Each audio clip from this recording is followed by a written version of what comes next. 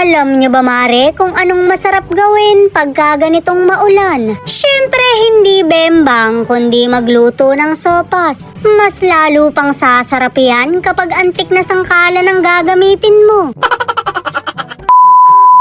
Napakalakas nga ng ulan pero walang makakapigil sa sarap-sarapan ko. Magbabakles pa rin ako kahit nangangatog na yung anis ko. Pinulmunya na lang talaga sa kabondian. Napakasarap ng humigop ng mainit na sabaw kaya magsosopas kami. Kaya naman mamimili ako ng mga kakailanganin namin. Siyempre dapat kasing fresh ko para kasing sarap ko din.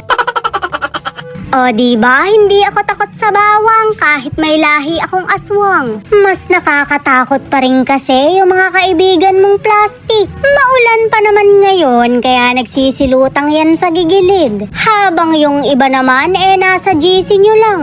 Ewan ko ba sa'yo, nuknukan ka rin kasi ng tiyaga. Binabackstab ka na nga, sama ka pa rin ng sama. Dati ka bang tanga? Siyempre ako yung magluluto dahil ako yung nakaisip. Ang main ingredient ko sangkalang antik.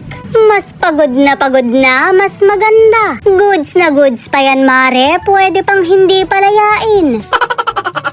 Lilinawin ko lang ha, hindi lihito. 2 beses na akong nag-PPT pero negative naman ako. Dinalaw na din naman ako ng hinihintay ko kaya pagtatakaw lang to. Nasa carrots na nga ako pero pinaglubay ako ng sugar daddy ko. Shoota, Mare, kaldereta daw ba yung lulutuin ko?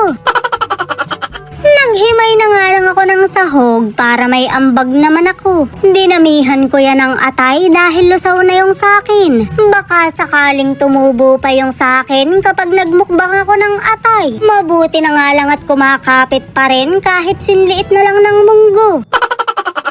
Shoota, Mare, sahog yata to na may konting sopas. Takang-taka nga yung sugar daddy ko kung bakit nagluluto ako. Wala daw kasi akong alam kundi magpalaki ng fukelya. Marunong naman kasi talaga akong magluto pero nagtatanga-tangahan ako. Hindi ko talaga ginagalingan para hindi ako mautusan.